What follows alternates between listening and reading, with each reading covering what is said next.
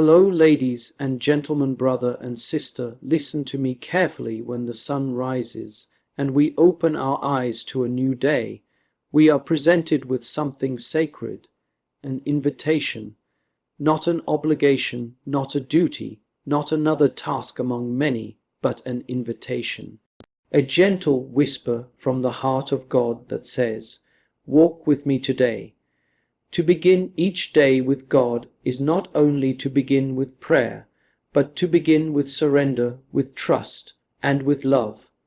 It is to start not with noise, not with haste, but with stillness.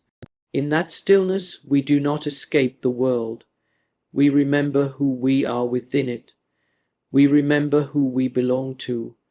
How many of us wake up and the first thing we reach for is our phone, our schedules, our burdens, our anxieties? How many of us carry the weight of yesterday into today without taking a moment to let God carry us first? Starting the day with God is not a grand performance. It is not a lengthy litany of words. It can be as simple as placing your feet on the floor, opening your palms and saying, "Lord, I am here. Be with me." That alone can open a door to grace. There is no soul too weary, no heart too distracted, no life too broken to return to this holy beginning. And I want you to believe that.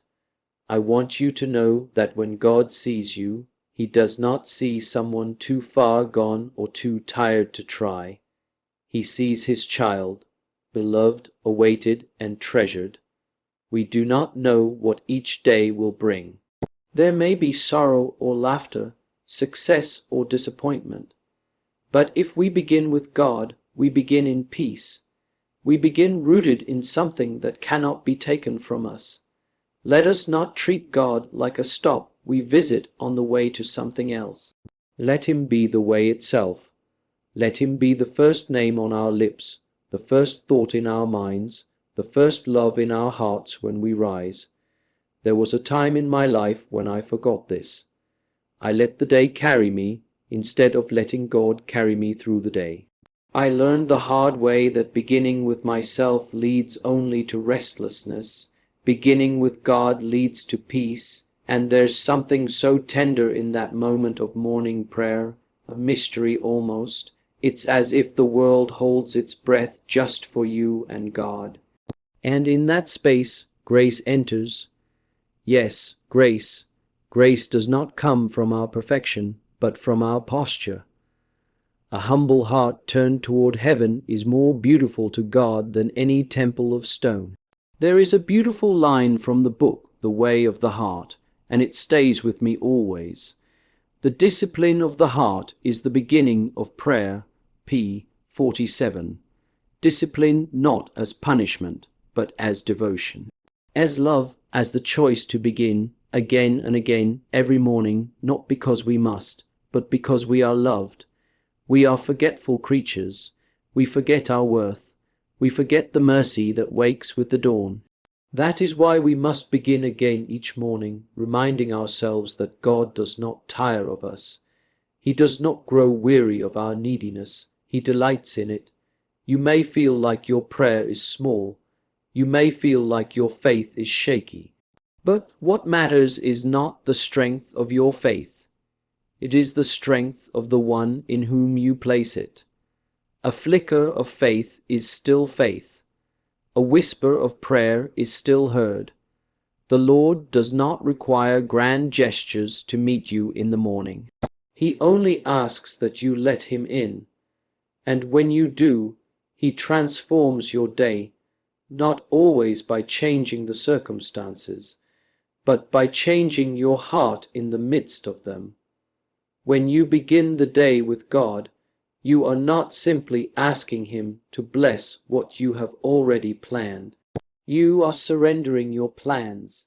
You are saying, "Lord, write today with your own hand." Imagine what would change in our world if every soul, even just for a moment, paused at the break of day and turned to God. Wars would lose their power, greed would lose its grip, hearts would begin to soften, mercy would rise like the sun, but we must begin with ourselves. The transformation of the world starts with the transformation of a morning. With a quiet moment, a bowed head, a whispered prayer. Don't wait until you are perfect to begin this practice. Don't wait until your life is organized or your heart is tidy. Begin messy, begin tired. Begin afraid. God is not scared of your shadows. He walks through them to meet you. There is a stillness that comes when God is first, a holy courage, a quiet strength, and in that strength we are able to forgive, to love, to serve, not because we are good, but because He is. Some of you have been waking up to sorrow. Some of you have been waking up to loneliness. I see you, and more importantly, God sees you, and He is already in your tomorrow, preparing mercies for you there. So let Him be in your today. Open the window of your heart when the morning breaks. Let His light come in, and do not be afraid, because to begin with God is to begin with the assurance that you are never alone. It doesn't matter if your morning prayer is 5 minutes or 50. What matters is that it is real, honest, simple, a conversation with the one who knows your soul, and even when you forget, He does not. Even when you fail, He is faithful. Even when you fall, He is already reaching out. Do not let the world steal your mornings. Do not let your worries write the first lines of your day. Let God write them. Let love write them. Let hope write them. And then walk into the world not as someone desperate for approval, but as someone already beloved, already chosen, already held. This is not a small thing. This is the revolution of love, beginning not on battlefields, but in bedrooms at dawn when a soul says, "Here I am, Lord."